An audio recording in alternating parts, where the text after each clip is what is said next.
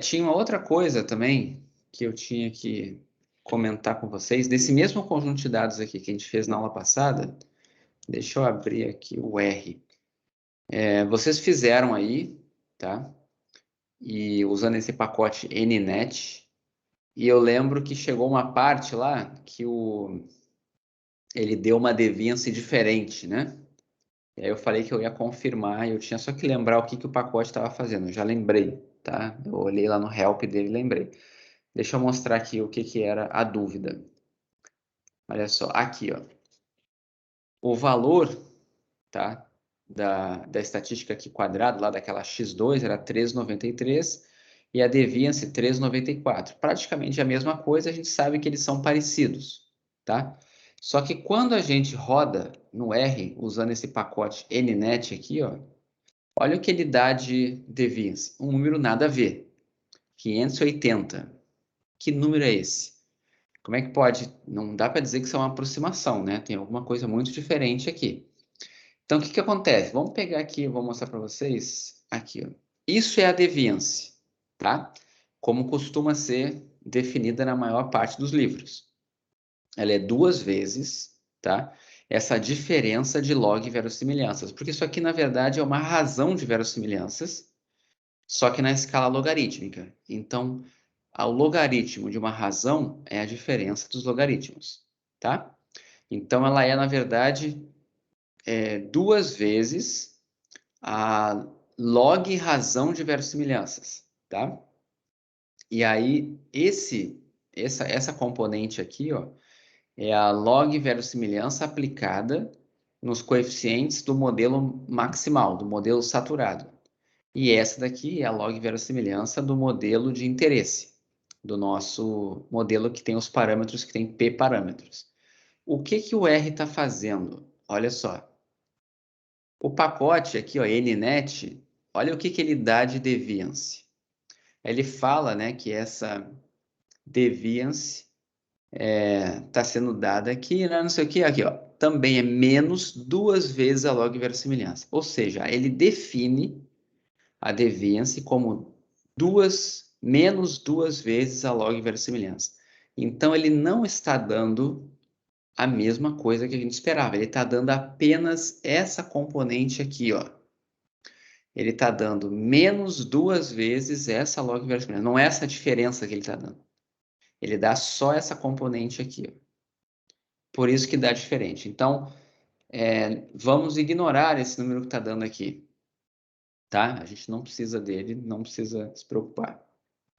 A gente pode obter esse número aqui de forma diferente ou de forma exata usando aqueles comandos aqui mesmo no de Princeton. Aqui, ó, tem como é que a gente pega.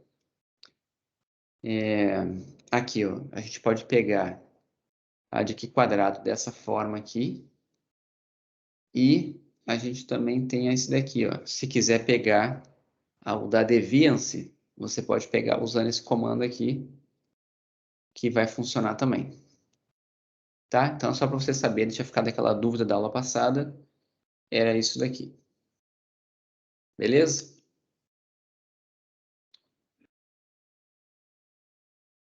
Isso, tudo bem?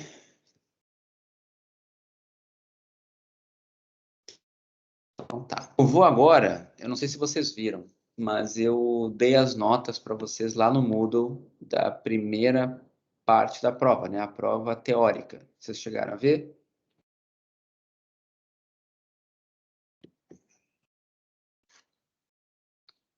Sim? Tá. O que acontece? Eu vou agora mostrar para vocês o gabarito, tá? Que eu fiz. Eu vou colocar no Moodle, eu não coloquei ainda. E hoje, o meu objetivo, tá? Vai ser uma aula possivelmente mais curta. Se for mais curta, vai ser. Se não, vamos ver o que vai precisar, tá? Mas vai ser basicamente tirar dúvidas da prova. Eu vou mostrar aqui o gabarito, eu vou comentar o gabarito. E depois, no final, eu vou fazer um quiz com vocês, tá? Online. E vou e vou oferecer aí uns décimos extras, tá? Na verdade, um décimo extra, tá? Para 3 pessoas, eu vou fazer 3 décimos extras que eu vou sortear aí, tá? Não é bem sortear, vai dependendo do desempenho de vocês, tá? Então, prestem atenção bastante na correção. E aí, no final, a gente faz essa mini gincana aí, valendo um décimo extra. A média do teste até que não foi baixa, tá? Isso, é um décimo extra no teste, tá? Que teoricamente vai direto para vai, né? Porque o teste valia 5, então vocês podem ganhar um décimo extra, tá? Eu vou utilizar aquele... Como é que é o nome daquele? É Kahoot, né? Eu acho que é o nome. Não sei se vocês já usaram em alguma outra disciplina. Deixa eu achar aqui. É esse daqui, né? Esse Kahoot aqui, ó. Isso aqui, vocês já usaram esse negócio?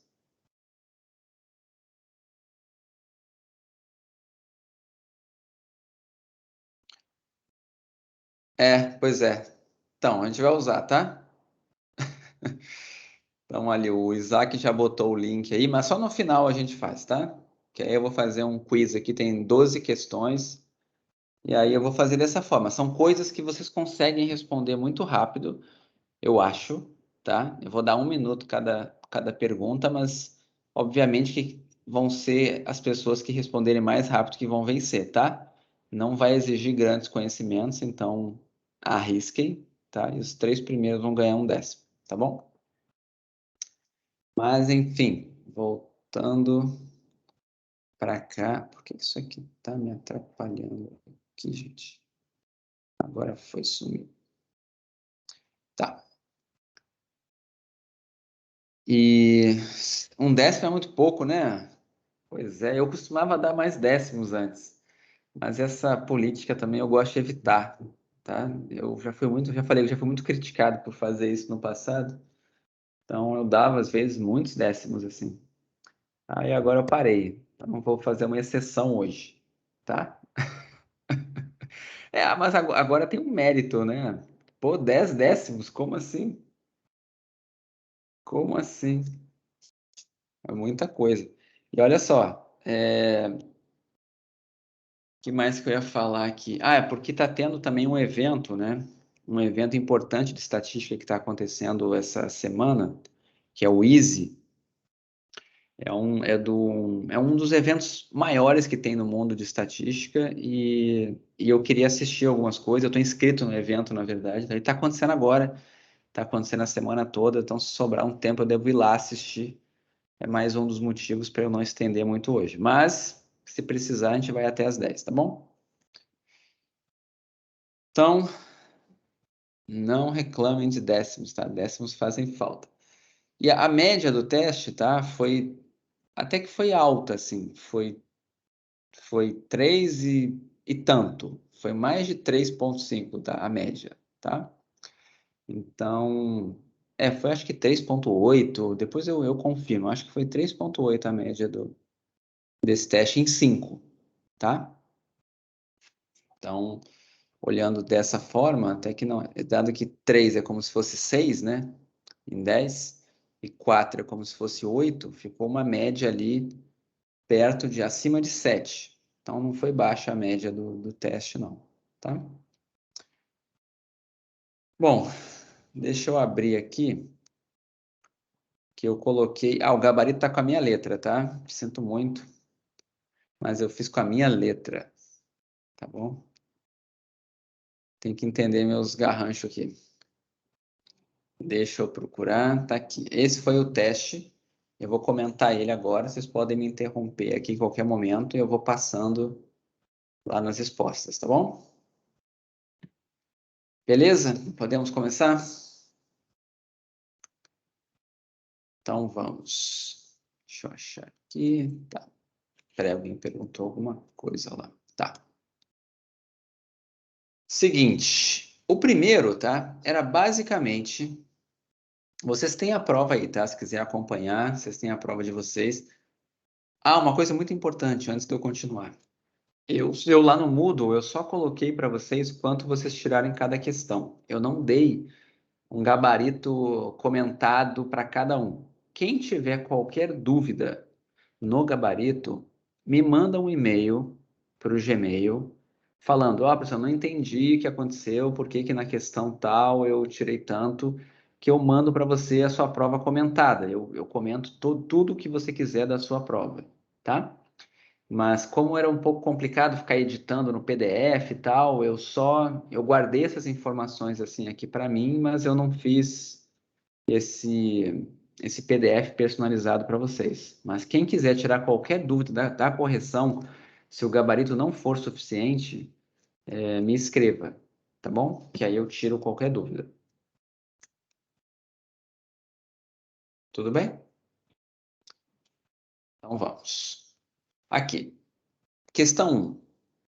Para cada uma das relações abaixo, identifique a variável resposta e as covariáveis e propõe uma distribuição de probabilidade para a variável resposta e uma possível relação entre a sua média e o preditor linear, tá? Eu considerei aqui quatro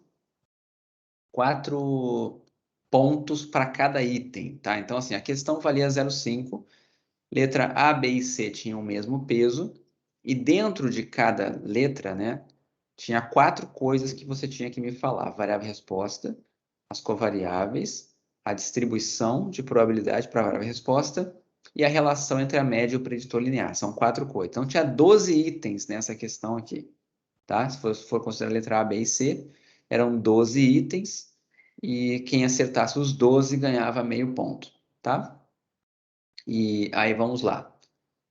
Primeiro, né? Efeito da idade, sexo, altura, consumo diário calórico e gasto de energia nos pesos de indivíduos pesquisados. Aqui deu muita confusão de português, tá? Mas é o texto que estava lá no livro e acho que pelo português está claro, tá? O que que a gente está estudando aqui? Quem são as variáveis explicativas? Idade, sexo, altura, consumo diário calórico e gasto de energia, certo? E quem é a nossa variável resposta? Pesos dos indivíduos pesquisados. Então, é exatamente isso aqui, variável resposta, os pesos, e aqui estão as covariáveis, eram 5, né? 5 covariáveis. Aí depois, qual modelo que você usaria? Aqui também, vamos lá para as polêmicas, né? Se vocês forem usar o que vocês aprenderam na sala de aula, o modelo que vocês vão usar para o peso vai ser a distribuição normal. E aí aqui eu vou ajudar, porque eu fui professor de boa parte de vocês aqui de probabilidade 2, né? Muitas pessoas na prova pensaram assim: poxa, a variável resposta não pode ser negativa. Como é que eu vou colocar uma distribuição normal para o peso, né? Então teve gente que pensou numa gama, teve gente que pensou numa exponencial, certo? Qual o problema de fazer isso, tá? Nem toda distribuição que você coloque vai ser um MLG. Vocês lembram? O que que tem que ser para... Quais são as exigências, né, de que para poder ser um MLG? Tem que pertencer à família exponencial, tem que pertencer à família exponencial na forma canônica, certo? E da maneira como a gente viu aqui nessa disciplina, a gente só viu distribuições que tinham um parâmetro. O outro parâmetro era sempre conhecido ou fora aqui do nosso interesse. Parâmetro aqui de distúrbio, né, por exemplo, no caso da normal, o sigma 2, né? Então, assim, se você propôs para mim aqui, qual foi o único caso, assim, que eu considerei como uma resposta correta? Foi distribuição normal, aqui, ou teve uma pessoa que colocou distribuição exponencial, tá? Por quê? Porque a distribuição exponencial pertence à família exponencial. Agora, se você colocou gama, a gama tem 2 parâmetros, tá? Da forma como a gente definiu o MLG aqui na Dobson, tá? Ela não está na forma que a gente definiu. Você teria que supor um dos 2 parâmetros lá conhecido para poder fazer. Então, não fica uma resposta completa, não ia funcionar. Se você fosse usar tudo que você aprendeu aqui na disciplina, não ia funcionar, certo? Teve outras letras que o pessoal usou beta, também acontece o mesmo problema, tá? Então aqui eu esperava de você a normal. Eu esperava que o y fosse uma normal, mi sigma 2, e qual a relação entre o preditor linear e a média, né? Seria a função identidade. Então a nossa função de ligação seria g de mi igual a mi, certo? E aí você igualaria com o nosso preditor linear x e beta. Então, eu só considerei totalmente certo para quem não usou a normal, tá? Quem botou a exponencial, que foi uma pessoa só. Os outros todos eu descontei, tá? Beleza? Olha só. Agora a segunda.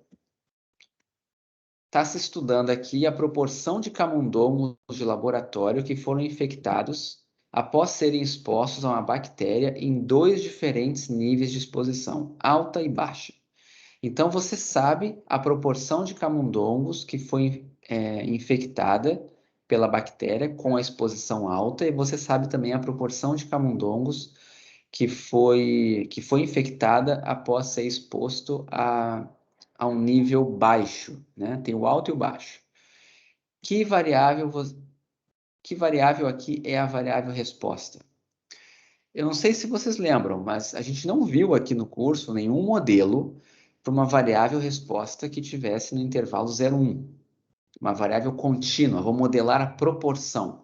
Eu acho que eu até comentei em algum momento com vocês que se a sua variável resposta fosse uma proporção mesmo, você poderia usar um modelo beta, mas ele está um pouquinho fora do que a gente vê aqui em MLG. É um MLG específico que é criado para beta, que não é o que a gente aprendeu aqui no curso.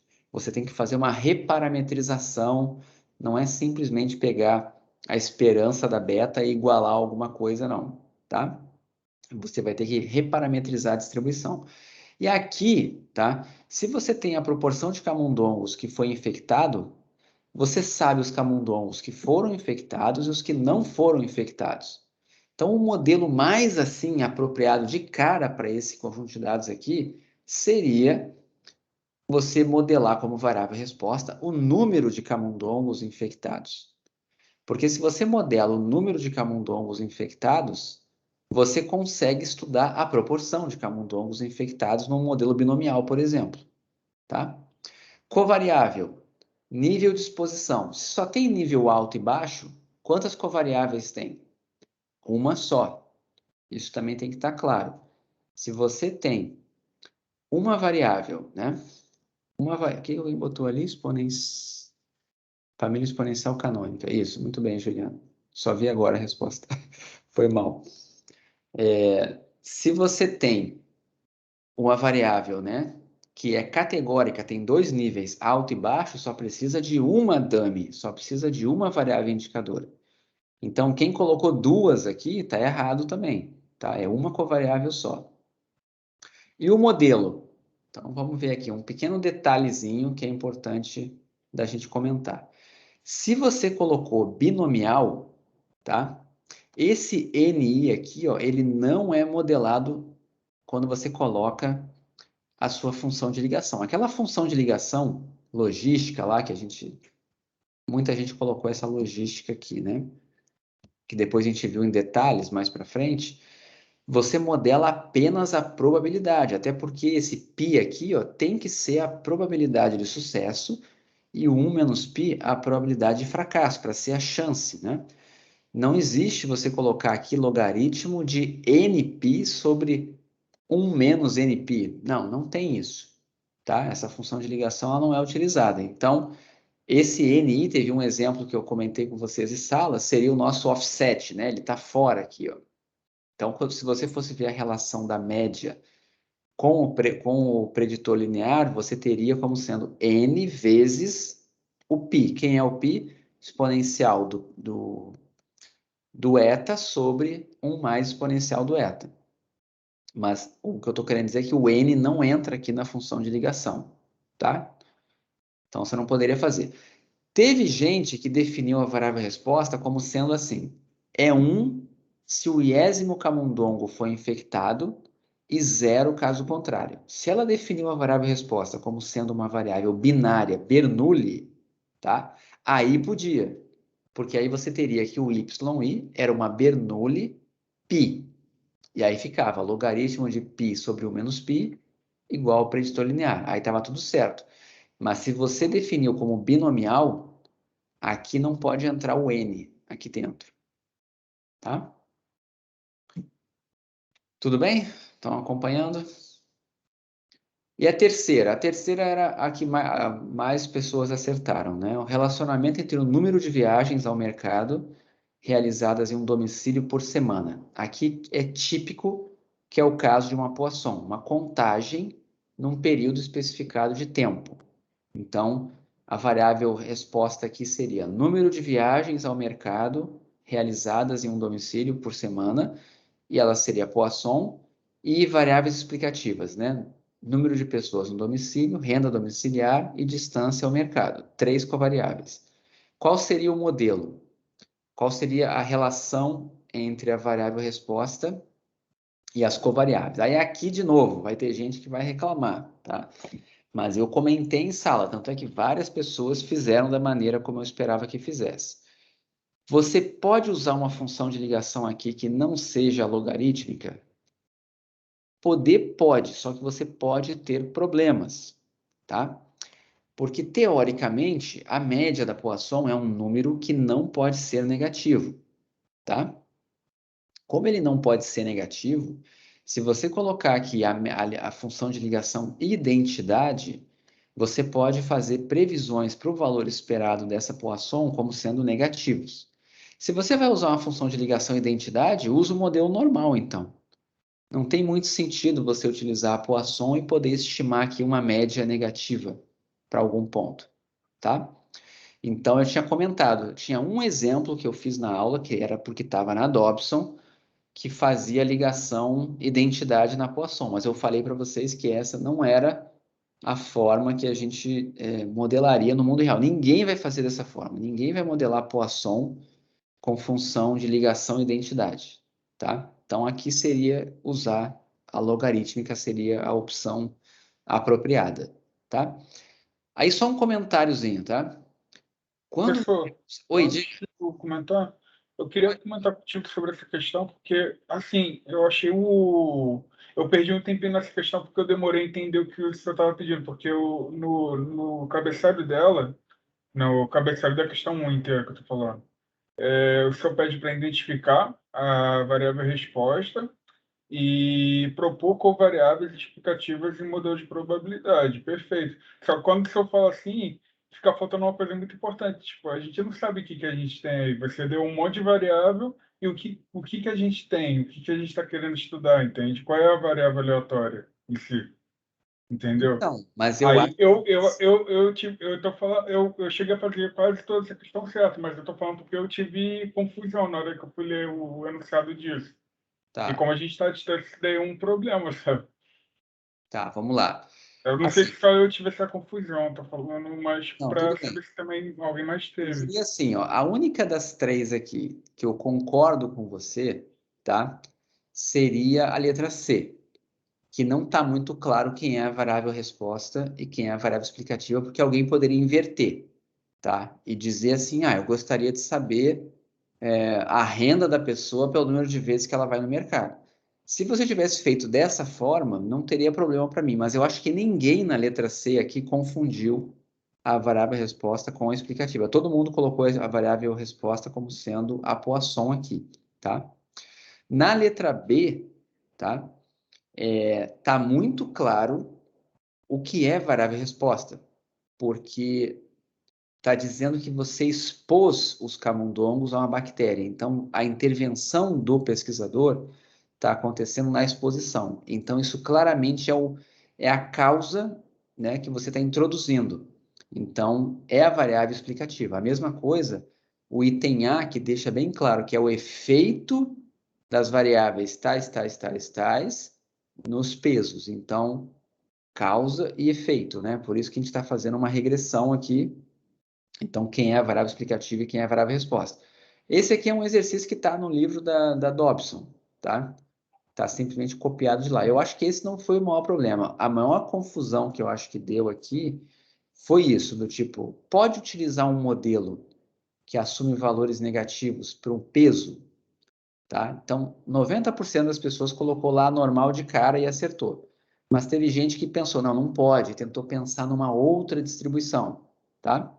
Não, com certeza, mas o que eu estou falando é isso, porque o que aconteceu? Aqui em casa eu tive que ler todos os itens para entender o que o senhor estava pedindo de fato. E isso não é uma prova de distância, faz diferença, sabe?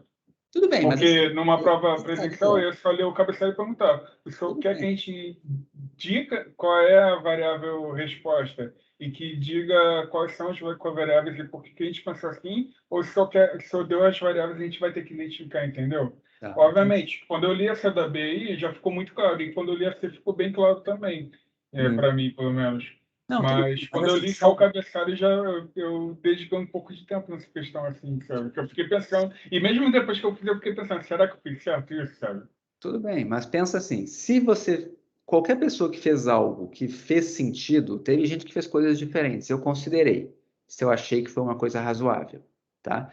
Como eu disse, teve gente que propôs coisas que não iam funcionar, e teve gente que propôs coisas diferentes que funcionariam. Se funcionaria, eu dei certo. Eu tentei fazer mais ou menos assim. Mas, de novo, caso a caso, se teve alguém que não entendeu muito bem o que foi que eu considerei aqui, eu posso ver caso a caso, tá bom? Aí só um comentário final sobre o caso da normal, tá? Vocês têm que lembrar que a normal, ela atribui probabilidade muito baixa para valores que estão além de 3 desvios padrões, né? Da sua média.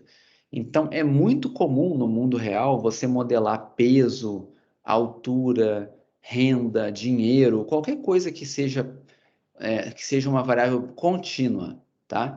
E com valores bem distantes do zero. É muito fácil você modelar com a normal e não acontecer jamais uma previsão negativa, tá? Agora, quando você trata de uma variável que tem uma contagem baixa, pode acontecer direto de você ter previsões negativas, tá? Então, assim, se a variável é contínua, não costuma ter muito problema usar a normal, mas quando ela é uma contagem, você usar a normal já faz uma diferença razoável se a contagem for baixa, tá? Então, estou dizendo isso só para falar que no item A, eu gostaria que quem tem aquela intuição lá de que não pode ser normal, calma, pode ser, tá? No mundo real, as pessoas modelam pesos por distribuição normal. Agora, uma contagem de quantas vezes você vai ao mercado por semana, que provavelmente aqui deve variar de 0 a 3, 4. É muito difícil alguém ir muitas vezes no mercado na semana, né? E muito comum você ir 0 vezes também, ou 0 ou 1, tá? É um número menor do que 1 em média, né? Não, aqui é normal, não vai funcionar muito bem, certo? Então, esse é o destaque que eu queria dar aqui, tá? E também você vai usar um MLG. Então, vamos focar nos MLGs que vocês aprenderam, tá? Se você nunca viu um MLG diferenciado, é porque talvez ele tenha alguma dificuldade técnica para ser implementado, tá bom? Seguinte, número 2. Gustavo, desculpa incomodar, eu mandei uma mensagem aqui no chat, se você não viu. Na letra C, pode deixar. Na C, você usou a logarítmica, poderia essa logística também? Então, nunca vi, tá? Porque ia ficar extremamente esquisito. Porque qual a interpretação que você teria para... Você está falando de fazer 1 menos lambda sobre lambda? Seria isso? 1 menos a média sobre a média? Não, na C, a poação? É. Na ln de mi sobre 1 menos mi? Não, vamos lá. Não, então pode deixar, eu entendi. Não, aqui, olha só. Na letra C, você teria que usar alguma coisa que garantisse que essa média ficasse no intervalo dos reais, certo? Então, se você faz ln de mi aqui, ó, você está pegando um número que era maior do que zero, ele vai ficar na reta toda. Agora, se você fizer a logística, qual é a interpretação que a gente daria para pegar fazer a média e dividir por 1 menos a média, tá? Porque, assim, não tem isso. O que que é 1 menos a média, né? Se a média for 3, 1 menos a média é menos 2. O que que representa isso? Certo? Inclusive, se a média fosse 2, você poderia ter um logaritmo de uma coisa negativa que não existe. Não ia funcionar. Tá? Sim, sim. Deve ser confundido mesmo. Valeu. Essa logística a gente só usa para proporções. Tá? Só para ficar claro para todo mundo aqui, né? Se você faz isso daqui, ó, tá? Como você vai aplicar o logaritmo, né? Você vai aplicar logaritmo. Então, o que está aqui dentro tem que estar no intervalo de 0 a mais infinito. O problema é que esse denominador aqui, ó, pode dar negativo. A única maneira desse denominador não dar negativo é se esse mi que está ali pertencesse ao intervalo 0, 1. Se o mi pertence ao intervalo 0, 1, o que está aqui dentro está entre 0 e mais infinito, aplicando o logaritmo vai ficar na reta toda. Tá? Então, aqui não dá para ser essa daqui com a Poisson, porque vai violar, pode dar logaritmo de número negativo e não existe. É só por isso. Tá bom? Ok? Então tá. Vamos lá. Questão 2. Tinha aqui uma binomial negativa, tá? E não precisava saber que era uma binomial negativa, mas eu pedia, assumindo que o R era conhecido, mostre que essa distribuição pertence à família exponencial. Também era um exercício da Dobson. Algumas pessoas acho que até já tinham estudado tendo feito isso, porque tinham me perguntado antes que dúvidas do livro, e o livro não tem muitas questões, né? Então, era basicamente colocar na forma, né, daquela forma da família exponencial e ver se ela se enquadrava. Então, o que que você tinha que fazer? Você tinha que colocar nessa forma aqui, ó, exponencial, e tentar encontrar as componentes aqui dentro, né? A função A, B, C e D. A de Y, B de θ, C de θ e D de Y, tá? Dava para identificar todas essas componentes, então, sim, pertencia à família exponencial. Perguntava também, está na forma canônica? O que que você tinha que olhar?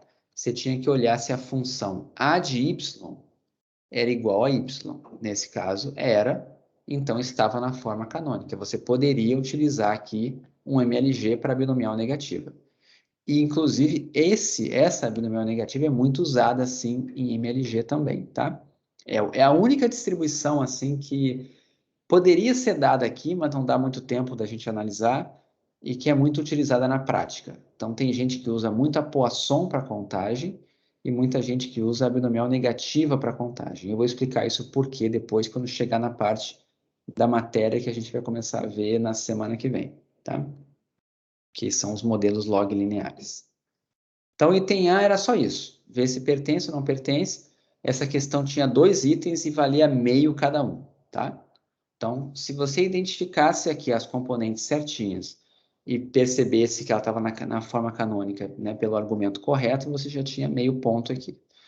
E o que era o item B? Dado que está na forma canônica, encontre esperança e variância. Você só tinha que pegar as fórmulas que já estavam lá demonstradas na aula, que tinha nos slides, né, e derivar e fazer as contas, tá?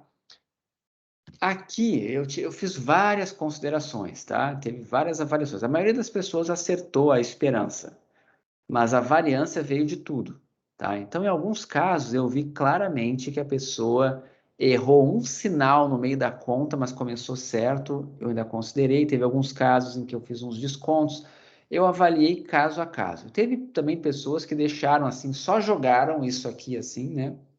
Fizeram nenhum tratamento, nada assim, só jogaram as derivadas, mas isso aqui não era tão difícil assim de você dar uma mexida, tá? Então, eu também gostaria que você tivesse feito alguma conta aqui para mim, tá? Os que eu consegui ver bem, eu dei certo, mas só quem jogou assim também não foi muito do meu agrado, tá? Mas eu posso avaliar caso a caso aí se você não gostou da minha correção, mas eu fiz para cada um. A resposta aqui, tá? Se você derivasse fazendo B', né? Precisava da primeira e segunda derivada de B. E para variância, né? Você ficava com esse termo todo aqui. Teve muita gente que chegou nessa expressão aqui no final e não percebia que dava para simplificar. Muita gente terminou nessa parte aqui, ó. Mas eu vi claramente o desenvolvimento da pessoa e dei certo, tá? E isso são expressões também conhecidas, porque são esperança e variância de uma binomial negativa, tá? Então, quem identificou poderia até ter olhado, né? Ah, tá, qual é a esperança da binomial negativa? Só para confirmar se estava batendo, né? Mas, enfim, era uma questão de algebrismo, era a conta que tinha mais algebrismo, assim, para ser feita, era essa variância aqui, e ela valia 0,25 só da questão. Os outros 0,75 da questão vinham daqui. Meio vinha daqui, que era uma parte bem tranquila, e a esperança também não tinha muita dificuldade. Ok? Então, essa foi a questão 2. Uma coisa importante, né? Por que era importante estar na forma canônica? É só porque a gente encontrava as fórmulas que a gente derivou lá, tá? Quando a gente estava estudando as propriedades de um MLG, a gente aprendeu a fazer isso aqui. A gente aprendeu a encontrar esperança de A de Y. E encontramos variância de A de Y. São essas duas expressões que a gente aprendeu a encontrar. Então, se está na forma canônica, isso aqui vai ficar esperança de Y e isso aqui vai ficar variância de Y. Se não está na forma canônica, não fica dessa forma, tá? Então, essa é a exigência, por isso que tem que estar na forma canônica, para a gente garantir que a esperança de A de Y dá isso aqui e que a variância de A de Y é a variância de Y. É só por isso, tá? Porque aí todos os resultados que valiam para o A de Y vão valer para o Y. Ok? De A de Y, eu escrevi errado? Não, né? Tá, mas eu acho que é isso mesmo. Acho que você está respondendo o que eu tinha falado, né? Então tá. Obrigado. Vamos adiante. A número 3, né? A número 3 era uma questão bem simples, era só você entender o que era o MLG. Eu tinha feito umas questões parecidas com essa na sala, também, da Dobson, tá? Basicamente, aqui eu tinha um modelo de regressão para Y, eu não dizia quem era a variável resposta, só dizia que pertencia à família exponencial na forma canônica, então dava para usar o MLG. E aí aqui, ó, eu tinha a esperança de Y como sendo 1 sobre um preditor linear. Então, o que está faltando aqui?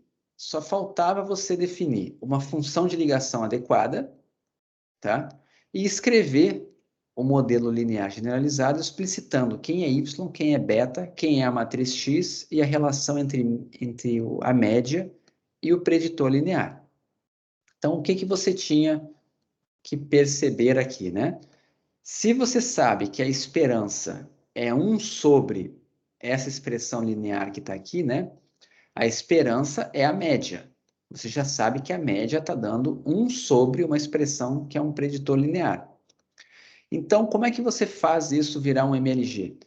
Qual é a função que você tem que aplicar em Mi para que G de Mi dê exatamente o preditor linear? É só você fazer o inverso, né? G de Mi, se ela fosse 1 sobre Mi, daria exatamente uma expressão aqui linear, ou seja, o nosso preditor linear.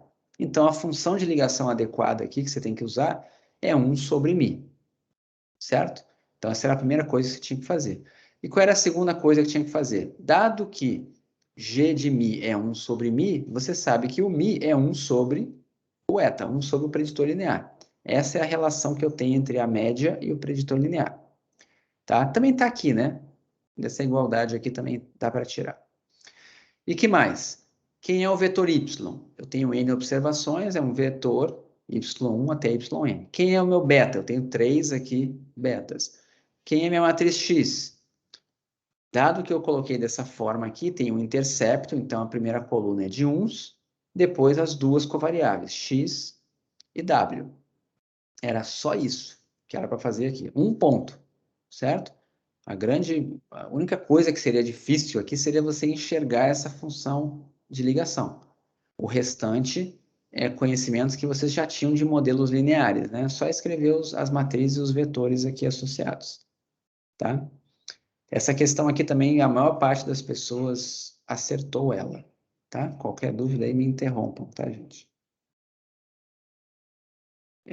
Bom, questão 4. Aí essa questão aqui foi a mais elaborada, né? Vamos... A que tinha mais contas aqui, vamos lá. Seja um MLG denominado M0, onde temos N observações com distribuição Poisson lambda, uma função de ligação logarítmica e um preditor linear que é só o intercepto. Ou seja, isso aqui é o modelo nulo, é o modelo minimal, tá? Então, vamos colocar lá no quadro, só para a gente não se perder aqui. Deixa eu tirar isso aqui. Para não se perder, né? Essa daqui é a questão 4. A gente tem, né, o YI sendo Poisson Mi. Está dizendo ali que a função de ligação, né, a G de Mi é logaritmo de Mi, e isso é exatamente o beta zero. Ok? Era isso daqui o modelo. E aí, o que perguntava? Qual a expressão de Y chapéu I? Ou seja, o valor ajustado de YI, tá? Aqui eu dei uma colher de chá para vocês, tá? Porque, teoricamente, ninguém fez exatamente o que eu pedi, tá? Mas eu dei um desconto aqui e quem pelo menos escreveu assim o que seria esse valor ajustado, que é basicamente botar um chapéu aqui na história, eu dei certo, tá? Porque o que acontece? Você consegue me dizer quem é o valor ajustado de YI? Você consegue fazer isso? Como que você faz isso? Só para lembrar aqui, ó. O valor ajustado de Y, tá? É exatamente esse cara aqui. É como se você estivesse estimando essa esperança aqui, tá? Esse aqui seria o nosso YI chapéu, que nada mais é do que o Mi chapéu. Isso daqui é o que estava lá no livro, o que estava nos slides, era o que você precisava saber. Quem é essa média aqui? Nesse modelo, tá? A média nada mais é do que exponencial de quem? Vamos botar aqui em cima primeiro, né? Vou botar aqui. Quem é o Mi? É exponencial de beta zero. Certo? Então, quem é o Mi chapéu? ESP de P0? Usando a notação da Dobson, né? Seria ESP de... Ou você coloca aqui B0, e eu estou entendendo que você está usando a notação da Dobson, tá? Ou então, você coloca aqui isso daqui. Certo? Só tinha esses dois caminhos. Em hipótese alguma, você poderia escrever assim, ó. Isso aqui não faz o menor sentido. É a mesma coisa que eu perguntar para vocês assim. Quem é o estimador da média? E você me responde Mi. É mais ou menos isso que você estaria me respondendo se você colocasse aqui dessa forma, tá? Então, você tem que colocar para mim o estimador, certo? Só que eu não esperava que vocês iam parar aqui. Eu achava que vocês iam me dizer quem era essa expressão, porque isso aqui tem uma expressão. Quem é esse beta zero chapéu, tá? Que é basicamente você encontrar quem é o estimador de máxima verossimilhança de beta zero nesse modelo aqui. Mas como eu não fui claro o suficiente, eu vou acreditar que se ninguém fez, vocês são 20 e tantos, né? Alunos bons. Sexto período. Nenhum de vocês fez, o problema foi comigo, que não perguntei direito, tá? Eu deveria ter, apesar de eu ter colocado assim que eu queria a expressão dele, tá? Eu queria a expressão dele, ficou meio dúbio, e aí todo mundo aqui chegou nisso, né? Chegou nisso aqui e parou aqui. Simplesmente ignorou essa parte aqui e fez isso aqui. Como ninguém colocou para mim quem era o beta zero chapéu, tá? Eu dei certo para quem fez até aqui. Agora, se você não colocou o chapéu, ou se você não colocou B ali, que seria o estimador, eu não tenho como dar certo, porque é o mesmo erro, é a mesma coisa que eu perguntar para você assim, como que estima a média, e você me diz que é Mi, e não X barra, tá? Então, vou mostrar aqui o gabarito. O que eu esperava que vocês fizessem, né? Então, basicamente aqui, ó, nesse modelo que tem somente o intercepto, você poderia escrever a verossimilhança, né, ou a log verossimilhança aqui. Era só você derivar a log verossimilhança igualar a zero que você ia chegar nisso aqui. Ó. O beta zero dava logaritmo de y barra, ou seja, logaritmo da média amostral. Então, a expressão no final ficava isso aqui, ó, exponencial do logaritmo de y barra, que é o próprio y barra, ou seja, quem é que vai estimar a média numa Poisson, né, onde você desconhece a média? É a média amostral, basicamente isso, tá? Por outro lado, se a ligação fosse a identidade, aí é o caso de inferência 1. Como é que fica no caso de inferência 1? Você derivando igualando a zero, dava o próprio y barra, que era a média amostral direto, então ficava só isso aqui, ó, y chapéu é igual a mi chapéu, que é beta zero chapéu, que também dá y barra. Ou seja, nos dois casos, o valor ajustado de y vai dar y barra. Só que num deles era exponencial do logaritmo de y barra, quando você ia estimar, e no outro era direto o y barra. Mas era a mesma coisa, os dois dão a mesma expressão. E vocês nem perceberam isso, né? Tipo, vocês colocaram como gabarito, né? Colocaram assim, ó, no primeiro caso era isso aqui, e no segundo caso, com a identidade, vocês escreveram só assim, ó. É beta zero chapéu. Foram as duas respostas que vocês me deram. Mas vocês nem perceberam, eu acho, né? Que tanto aqui quanto aqui dava y barra, certo? Que era o que eu achava que vocês iam fazer. Mas, de novo, ninguém fez, já era. Eu dei certo para quem fez até aqui. Mas não podia não ter o chapéu. Gustavo, nesse caso, a gente nunca pode deixar, então, o y estimado em função do beta. Sempre tem que ser em função do y observado, que é o y barra. Está falando em relação ao que eu perguntei ou em termos de teoria, né? Sempre que você estiver estimando alguma coisa, ela tem que estar em função de estimadores, ela não pode estar em função de parâmetros. Foi isso que você perguntou? Não, tudo bem. Beleza, eu tô botando ESP de beta zero chapéu. Isso eu entendi. Mas aí, para você falar assim, o certo seria chegar no y barra. Então, a gente nunca vai deixar realmente em função dos estimadores de beta zero. Ou nesse caso, é só porque realmente a função de ligação foi beta zero. Não, era só porque nesse caso era muito simples de chegar. Ah, tá bom. Entende? É como se eu dissesse assim, olha só, eu vou dizer o que... Imagina agora que vocês estão lá em inferência, na primeira matéria de inferência, inferência 1. E alguém fala assim, ó, imagina que você tem uma amostra de Y com distribuição, vou até botar lambda que fica a letra para vocês perceberem o que vocês estão fazendo. Se alguém colocasse assim, ó, imaginaram isso aqui? Uma amostra de tamanho N. E aí eu perguntasse para vocês assim, quem é, se você fosse fazer uma previsão, sei lá, o Y chapéu I, e você sabe que isso tem que ser exatamente o lambda chapéu I. Imaginaram isso aqui? Quem é o lambda chapéu I? Aí você entrega assim. O que vocês iam achar? Alguém pergunta, quem é o valor da média dessa Poisson estimado dos dados? Aí você responde, é o lambda chapéu. lá em inferência, vocês iam tomar errado, certo? Porque esperariam de vocês aqui que vocês fizessem isso aqui, certo? Mas aqui eu entendo que como a gente está trabalhando com expressões mais feias, mais complicadas, né?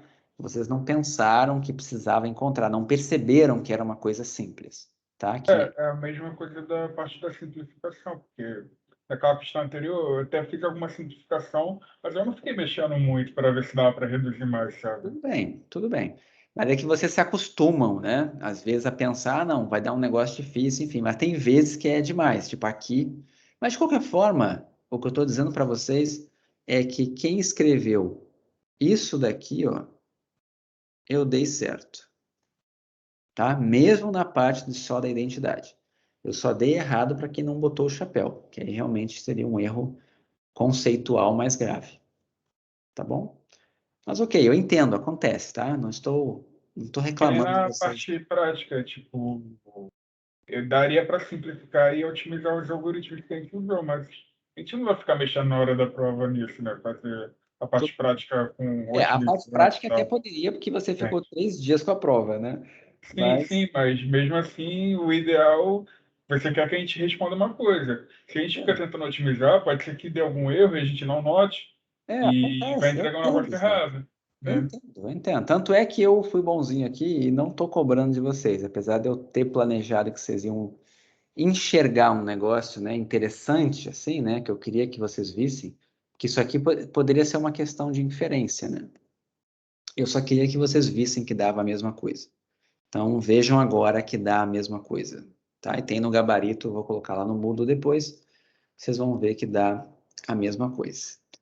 Essa era a letra A. Agora vamos lá, letra B. Coisas importantes aqui, né? Letra B. Faça o teste de hipóteses para saber se esse modelo seria validado caso você tivesse n igual a 50 e uma deviance de 68,7.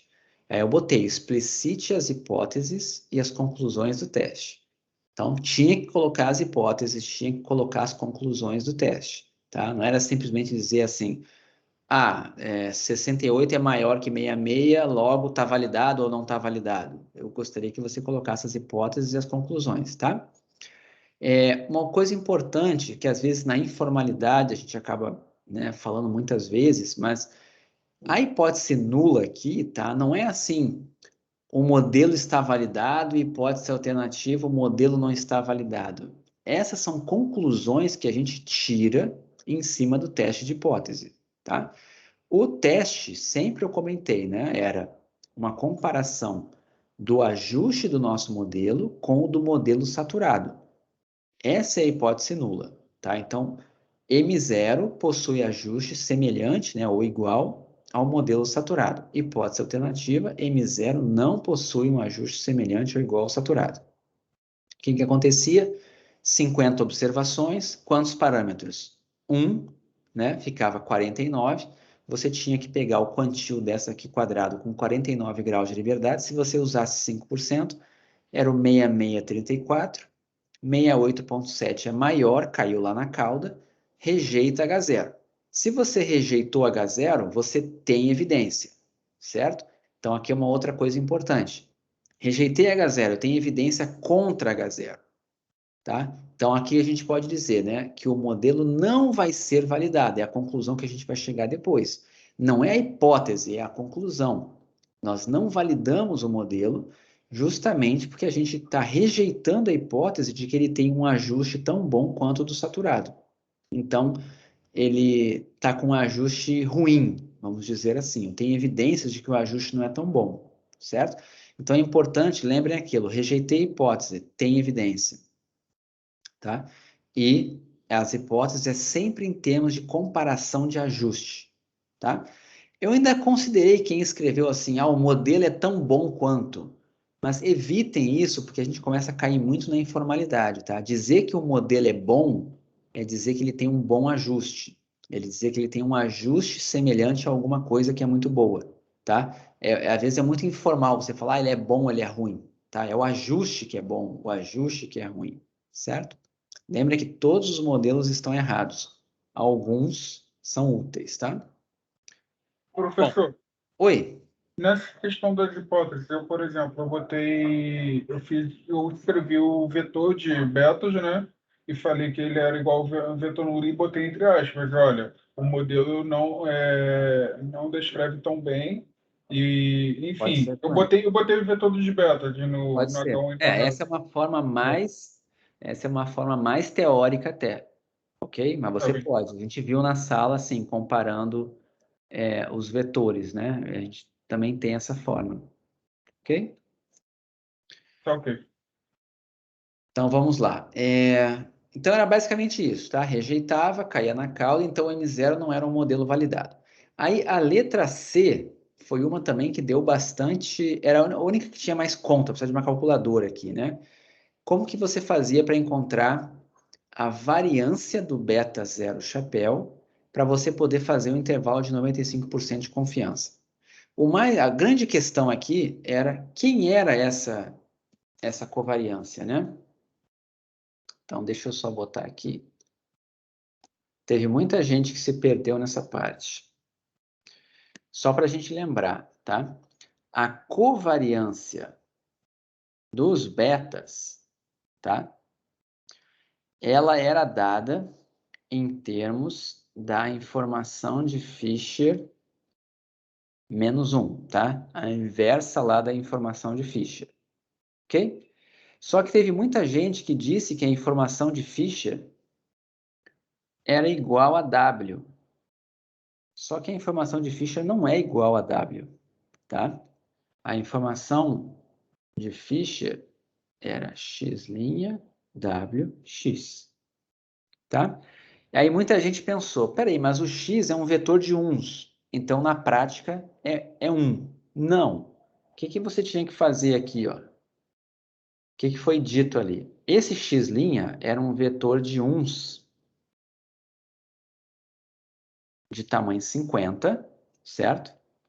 E essa W era uma matriz diagonal aqui, que tinha todos os elementos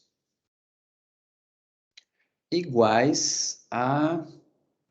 Deixa eu olhar aqui. Todos os elementos... 10,66. Isso, obrigado. 10,66. Então, você tinha isso aqui assim, ó.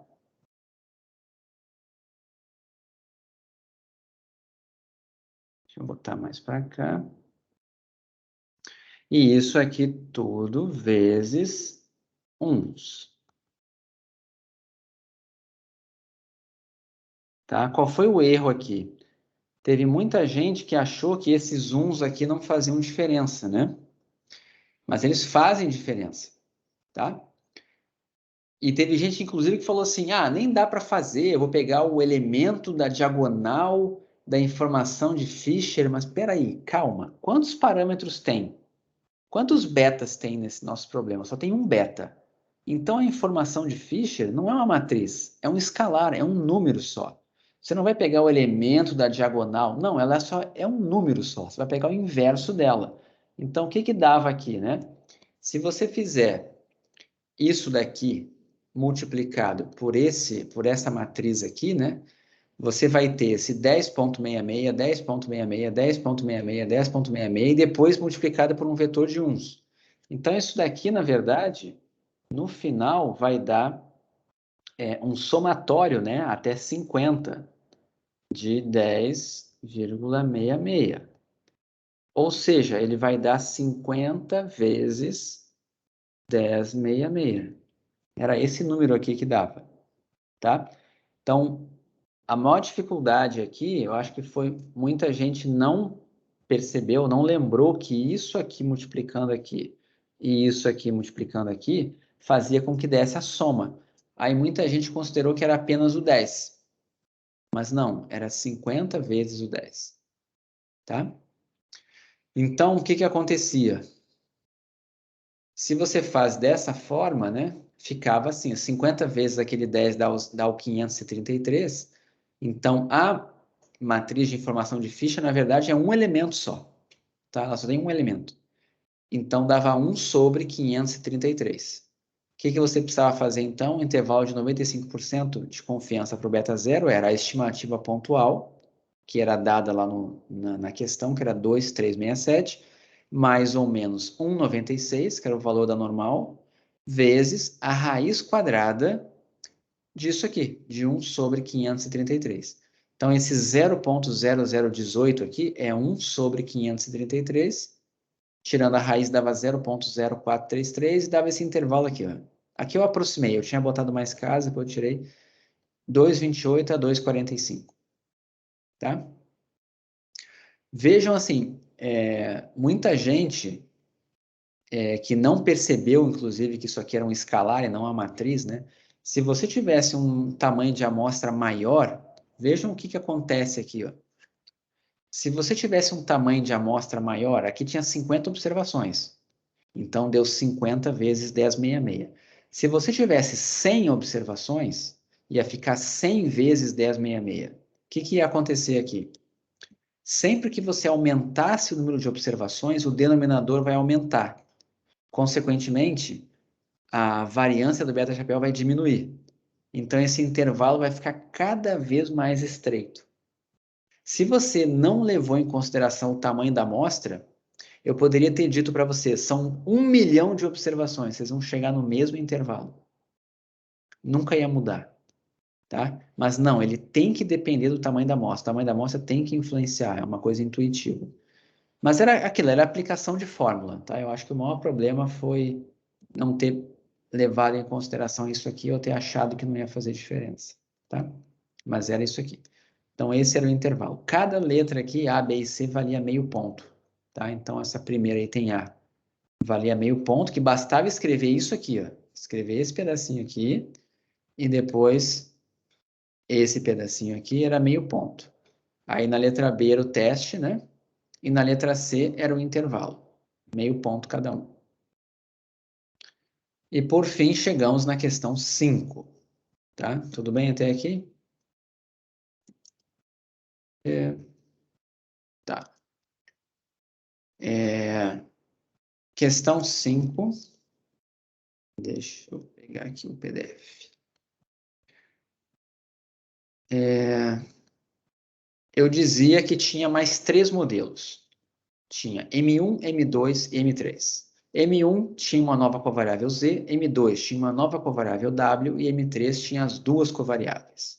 E eu dava as 3 deviances e eu perguntava para vocês qual dos 3 modelos que você utilizaria, tá?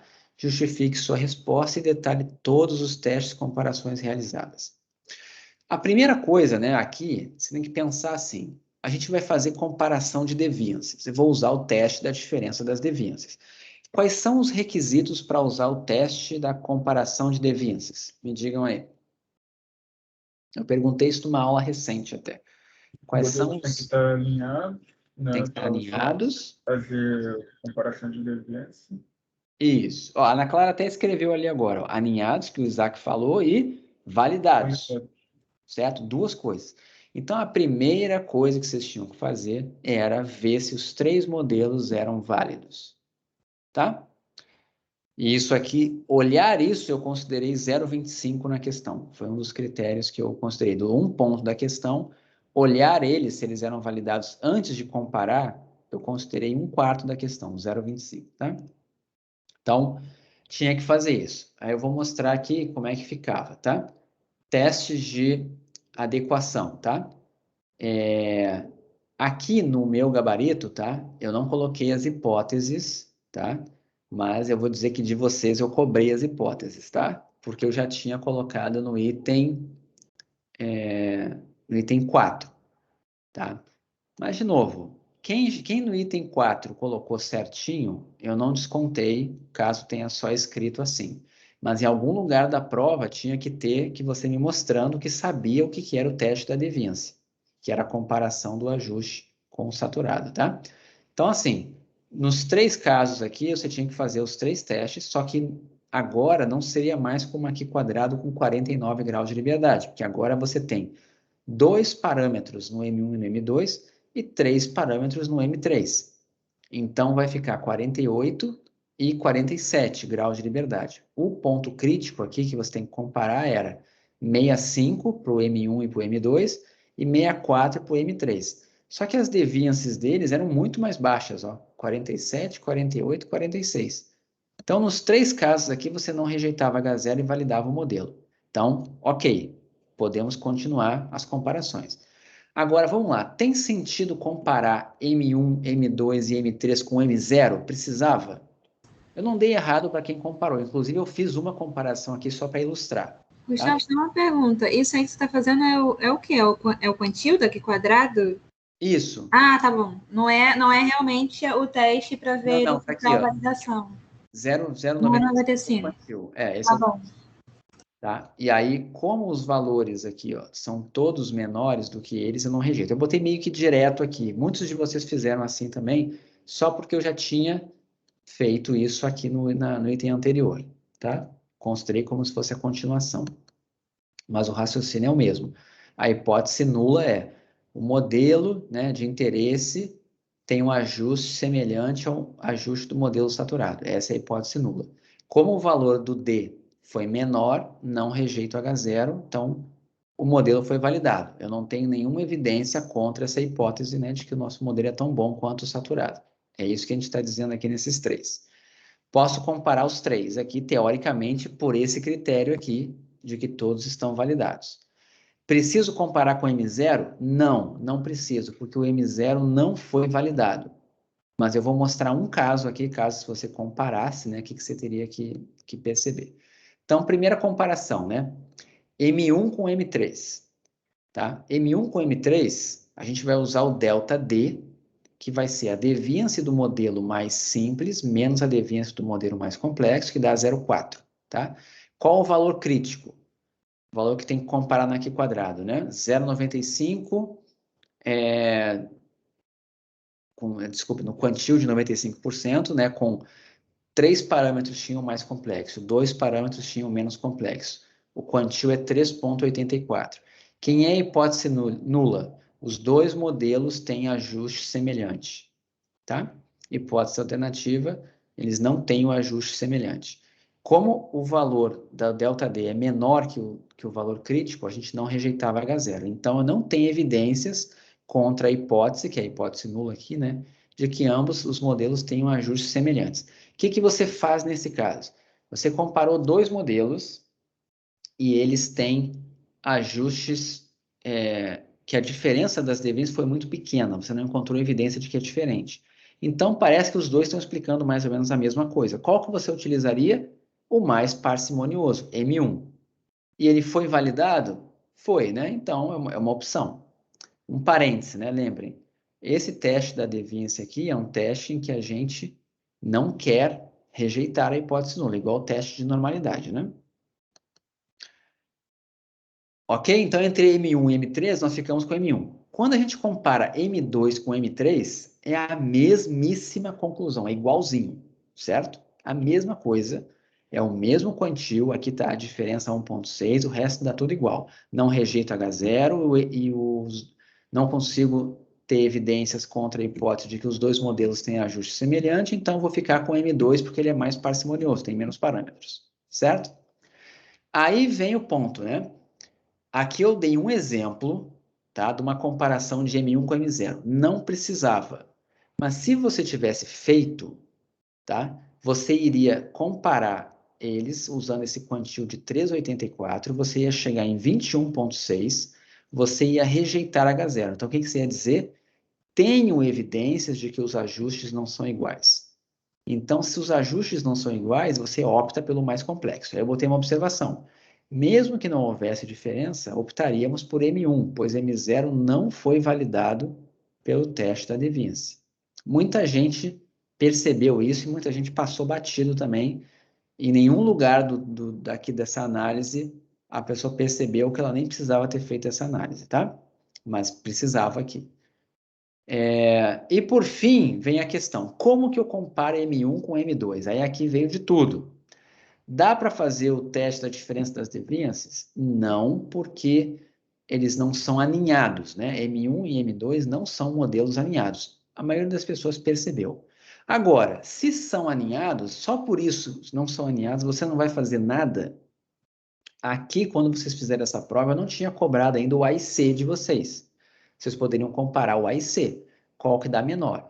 Mas vamos lá, se os dois modelos têm a mesma quantidade de parâmetros, tá? A penalização dos dois é a mesma. Você só tem uma medida aqui que você tem para comparar. Qual dos dois que tem a menor deviance? Não é um critério estatístico que você vai dizer que rejeitou alguma hipótese e tal, é simplesmente uma estatística descritiva. Não consigo diferenciar os dois, mas o ajuste de um deles é um pouquinho melhor que o do outro, em termos aqui da estatística, né, de ajuste. Qual que é o melhor? Aí teve gente aqui que concluiu errado. Concluiu que o M2 era melhor, porque tinha deviance maior. Não, tá? Se fosse log verossimilhança, aí sim você escolheria o que tem a maior, mas deviance não. A deviance, quanto menor, melhor. Então, o modelo que tinha a menor deviance era o M1. Como eles têm a mesma quantidade de parâmetros, a escolha natural aqui seria ficar com o M1, porque ele tem a menor deviance, tá?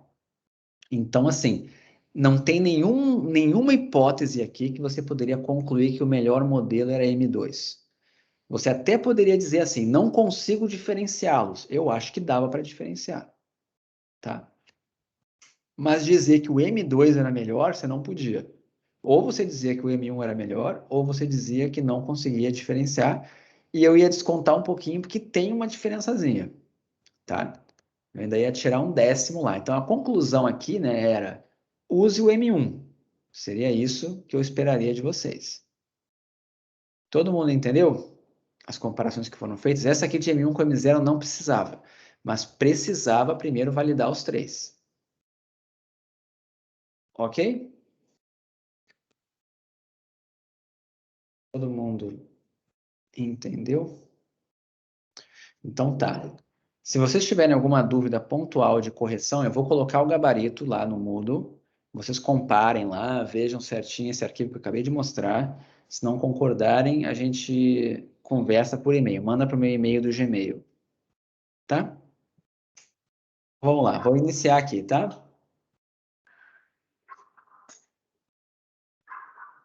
Vocês vão ter bastante tempo para pensar. É melhor, às vezes, pensar do que errar, né? Mas vamos lá.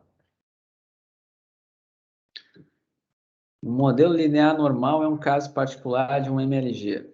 Verdadeiro ou falso?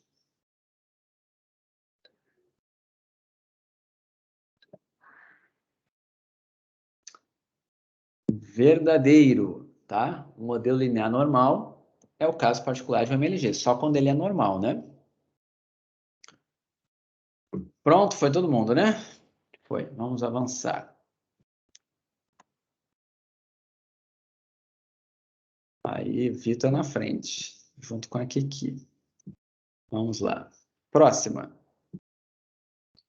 Estatística de áudio individual é obtida dividindo-se a estimativa do coeficiente pela sua variância.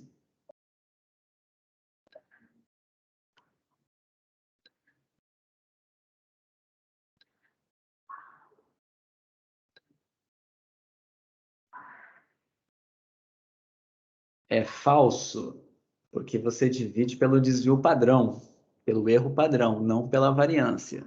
Tá, gente? Então, lembra para fazer o intervalo de confiança lá, tem que tirar a raiz quadrada, né? Aquela raiz quadrada lá é do erro padrão. Ó, a Kiki assumiu aí a liderança. Vamos avançar. Próxima. Dá tempo ainda de recuperar. Vamos lá, quem estiver lá atrás. A exponencial pertence à família exponencial. Aí, essas foram rapidão, né? Muito bom. Vamos lá, Kiki na frente ainda. Vamos avançar um pouquinho mais. 4. Dois MLGs quaisquer podem ter seus ajustes comparados pelo teste Q quadrado da diferença das devianças.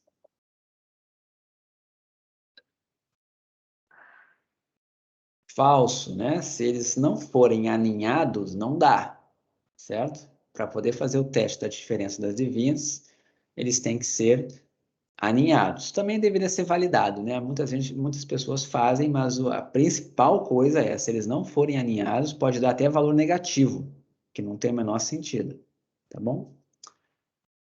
Então, vamos avançar aqui, que aqui na frente ainda. Um MLG normal não necessita do Newton-Raphson para estimar os seus parâmetros.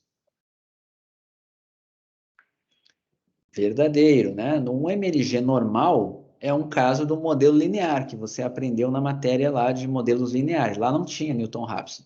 Você tem expressões analíticas, é aquele x' x na menos 1, x' y, né? Aquela expressão não precisa do Newton-Raphson, tá bom? Aqui ainda na frente, estamos na pergunta 5, tá? São 12.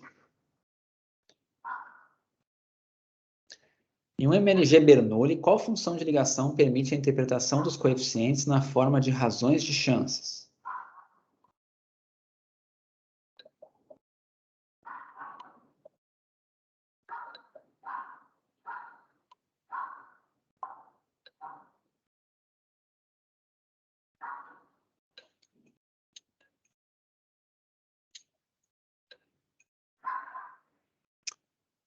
Logística, né? Na regressão logística, a gente tem aquele ln de π sobre 1 menos π, e o π sobre 1 menos π é exatamente a chance, né? Então, a gente interpreta depois razões de chance na regressão logística. No probit, no logaritmo e no c-log-log, não dá para fazer isso, tá? Então, é só na regressão logística mesmo que tem essa coisa das chances. Lucas Amorim agora tomou a liderança.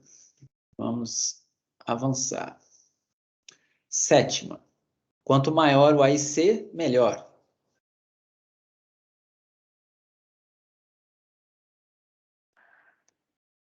Falso, né? Um AIC bom é um AIC baixo, não um AIC alto, tá? Porque ele é função de menos 2 vezes a log-verossimilhança mais uma penalização. Então, quanto mais penalizações e quanto menor a verossimilhança, é pior. Então, a gente sempre vai querer um AIC baixo.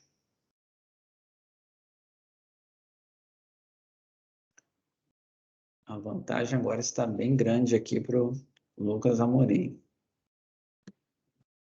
Próxima, 8ª. No MLG Poisson, podemos usar o teste F para testar a significância conjunta de todos os coeficientes.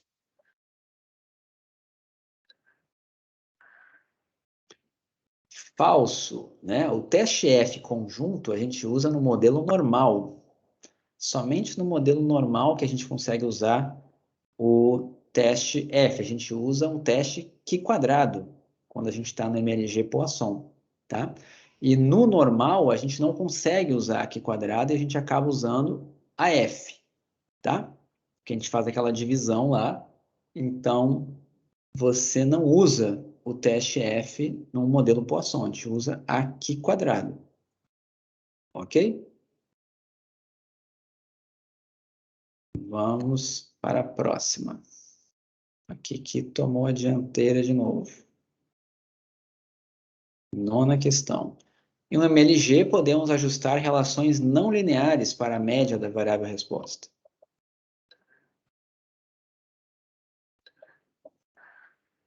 Verdadeiro, né? Uma das vantagens do MLG é a gente ter relações não lineares. A gente só tem a relação linear no MLG quando a gente usa a função de ligação e identidade, que cai no modelo linear tradicional. Mas quando você usa uma regressão com função de ligação logarítmica, qualquer outra que você use, né, ela vai acabar caindo numa função não linear entre a média, né, e a variável, as variáveis explicativas. Então, é verdade. Agora vamos para a antepenúltima questão, que é aqui na frente. Antepenúltima. O número máximo de parâmetros que podemos ajustar em MLG é sempre igual ao tamanho da amostra. Falso. Lembrem, né? Nem sempre a gente pode ter aquele tamanho da amostra, às vezes é menos. O que define o número de parâmetros é o número de padrões das covariáveis. Se você tiver repetições, não adianta. Se você tiver 500 observações, mas for tudo repetido, você nunca vai poder ter 500 parâmetros. Então, o que limita não é sempre igual ao tamanho da amostra. Era aquele M, né? Eu chamava de um Mzinho, que às vezes é o tamanho da amostra e às vezes é menor. Então, nem sempre é o tamanho da amostra.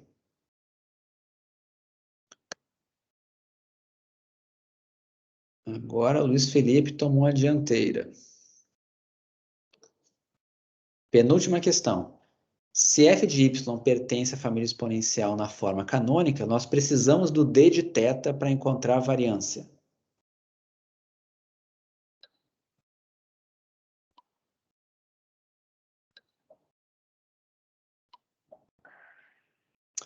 Falso, né? A gente não usa aquele d de θ para nada, tá? Lembra que tem o a de y, né? B de θ.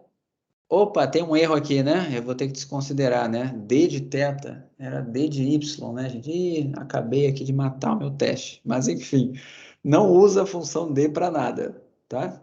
Não uso D. Vocês vão agora impugnar o meu teste por causa disso? Confundiram D com C? Não usa, tá? A gente só usa o C de θ e o B de θ. Mas acho que vocês vão ficar bravos, né? Mas vamos ver, enfim. É o que tem para hoje. Ó, Luiz Felipe continuou na frente, Rodrigo subiu um pouquinho mais. Agora é a última questão. No teste da deviance, para o nosso modelo de interesse, queremos sempre rejeitar H0.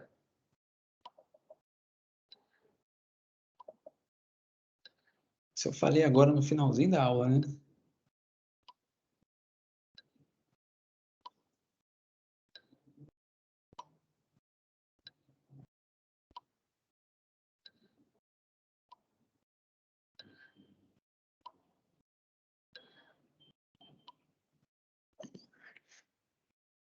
É falso, né? No teste da deviance, quando a gente está olhando o nosso modelo de interesse, a gente nunca quer rejeitar H0. A gente quer sempre não rejeitar, porque quando a gente não rejeita, a gente está validando ele. Tá? Então, vamos ver o que aconteceu aqui. Quem ficou em terceiro? Rodrigo. Quem ficou em segundo? Kiki. E quem ficou em primeiro? Luiz Felipe, parabéns.